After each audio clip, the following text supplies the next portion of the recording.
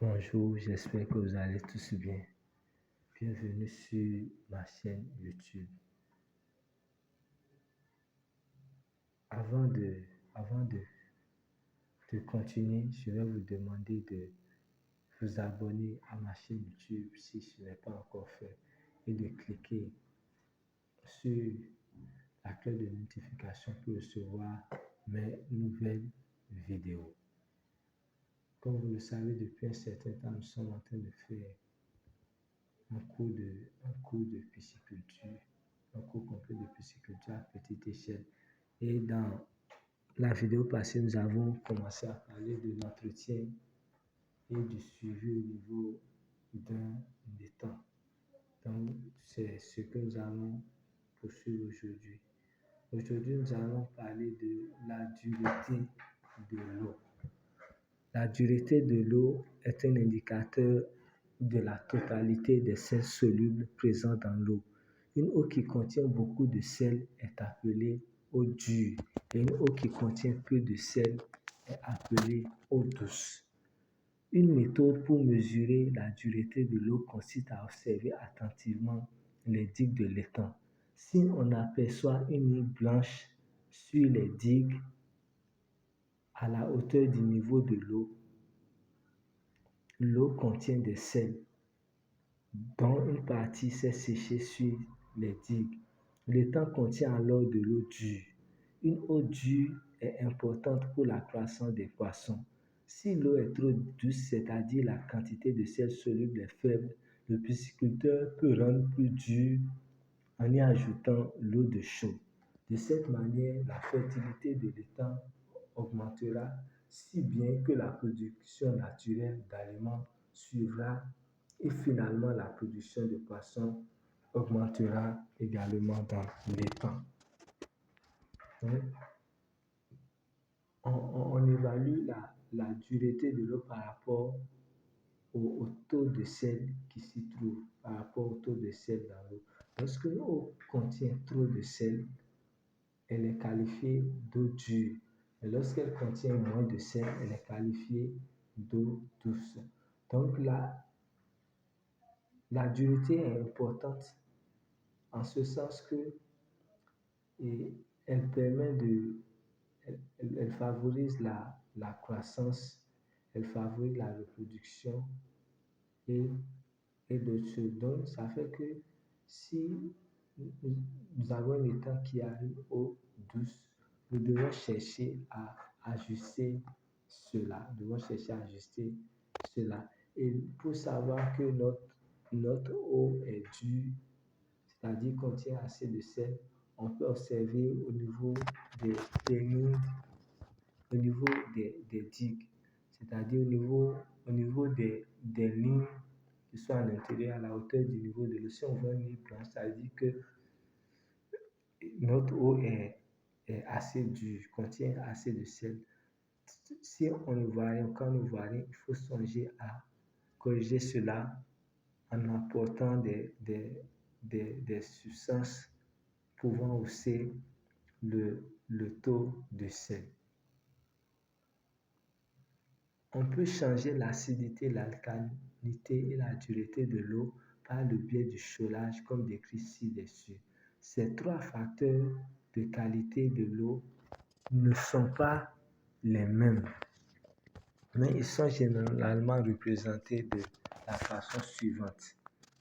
Faible alcalinité, sensiblement à faible pH.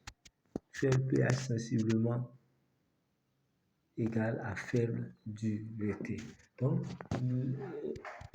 le cholage, l'utilisation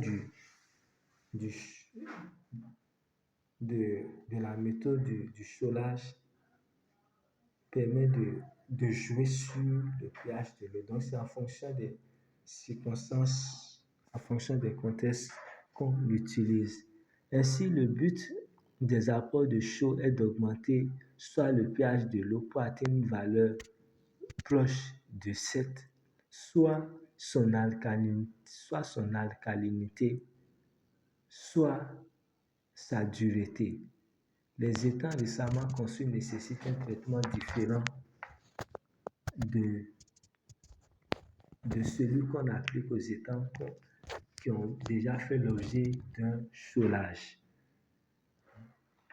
Donc, la chaux est utilisée pour augmenter le pH de l'eau. Et lorsqu'on augmente le pH, il faut comprendre que l'alcalinité, la dureté aussi augmente.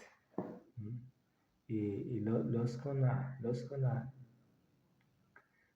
on vient de construire nouvellement des étangs, il faut savoir que le traitement est différent. Des fois, il faut faire des ajouts de chaux pour pouvoir remonter, pour pouvoir rendre l'eau un peu plus dure.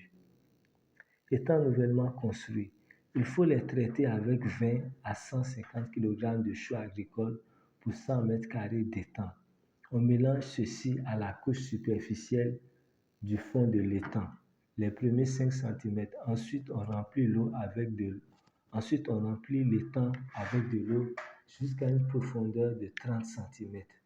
Après une semaine, le pH de l'eau de l'étang devra atteindre une valeur de 7 et vous pourrez alors commencer les apports d'engrais. Donc, avant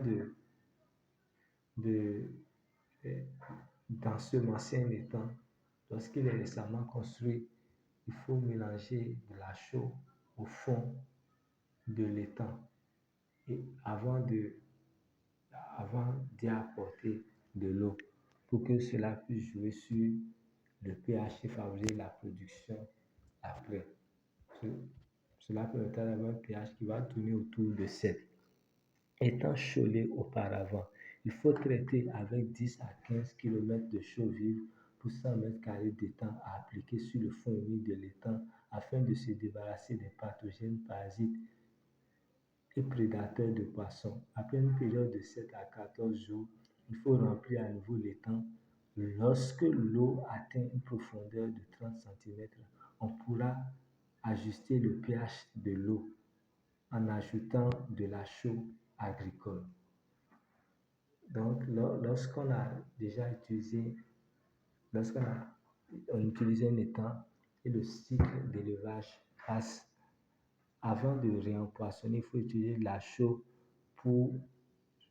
il faut appliquer de la chaux au fond de l'étang pour pouvoir tuer les pathogènes, pour pouvoir tuer les parasites et pour pouvoir éliminer aussi les prédateurs. Et là, on attend de 7 à 14 jours avant de remplir à nouveau l'étang et l'empoisonner par la suite. Nous allons parler d'un autre facteur et d'un autre paramètre à suivre en pisciculture qui est la turbidité. La turbidité désigne la quantité de particules de terre et d'autres impuretés dissoutes en suspension dans l'eau, qui donne à cette dernière une couleur brunâtre. Une turbidité élevée peut diminuer la productivité des poissons car elle réduira la pénétration de la lumière dans l'eau et par conséquent les plantes aquatiques produiront moins d'oxygène. Des solides dissous en suspension provoqueront également le colmatage des filtres et peuvent blesser les branchies des poissons. Lorsqu'on parle de la turbidité, c'est de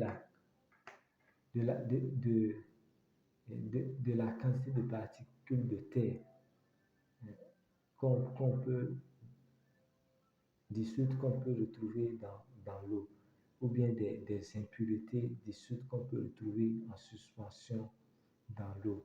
Et lorsque ces particules-là sont en nombre élevé dans l'eau, ces particules-là jouent sur la pénétration de la lumière dans l'eau, sur la pénétration de la lumière du soleil.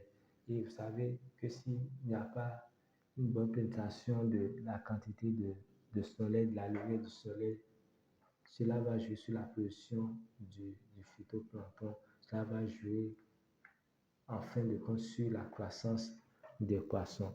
Une méthode qui permet de mesurer la transparence de l'eau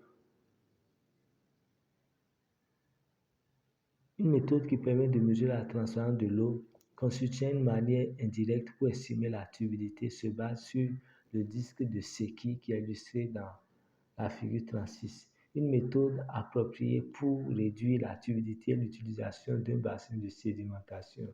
Il s'agit d'un petit réservoir au niveau de la prise de l'eau de l'étang. L'eau coule dans ce réservoir et il restera pour que la boue se dépose dans le fond. Ensuite, on fait entrer l'eau claire dans l'étang piscicole. Donc, on peut contrôler la turbidité de l'eau, c'est-à-dire on peut l'évaluer en utilisant le disque de Secchi. Mais si l'eau doit quitter par exemple un cours d'eau avant de venir dans un étang, on peut construire ce qu'on appelle un bassin de sédimentation dans lequel l'eau passe d'abord, l'eau fait un certain temps avant d'entrer dans l'étang. Cela permet en pratique la suspension de se déposer au fond.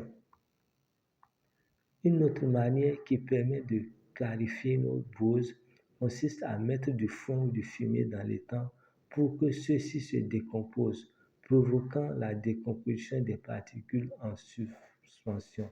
Cette méthode ne devrait pas être appliquée lorsqu'il fait très chaud, car le foin pourrira très rapidement, causant éventuellement une carence d'oxygène dans l'étang. Donc, pour résoudre le problème de turbidité, on peut utiliser aussi du fumier. Donc, le fumier, en se décomposant, va provoquer la sédimentation des particules en suspension. Mais ce n'est pas bien de le faire lorsqu'il fait très chaud. Sinon, la décomposition sera rapide et cela va causer encore d'autres problèmes. Lorsque la turbidité est principalement causée par des facteurs autres qu'une abondance de phytoplancton, la couleur de l'eau n'est pas verdâtre. On peut appliquer certaines pratiques très communes pour réduire cette turbidité. Par exemple, avant d'empoisonner l'étang, on met du fumier dans l'étang à un taux de 240 g par mètre carré. Fait 3 applications à 3 ou 4 jours d'intervalle. Une autre méthode pour réduire la turbidité consiste à appliquer de la chaux, du gypse ou de préférence de l'alun à un taux de 1 g par 100 litres de l'eau. Cependant, la seule solution qui a vraiment des effets à long terme sur la turbidité consiste à éloigner les eaux boueuses de l'eau et à protéger les digues contre l'érosion, c'est-à-dire éliminer les causes de turbidité. Donc, il y a plusieurs méthodes. On peut corriger la turbidité de l'eau de plusieurs manières. De plusieurs manières, mais l'une des méthodes efficaces est de protéger l'étang de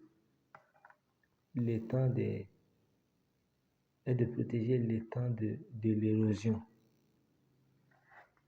de protéger les digues plutôt contre l'érosion et d'avoir un bassin de sédimentation. Là, ça pourra résoudre assez de problèmes. Merci de m'avoir suivi. C'est tout pour aujourd'hui. À la prochaine pour une nouvelle vidéo.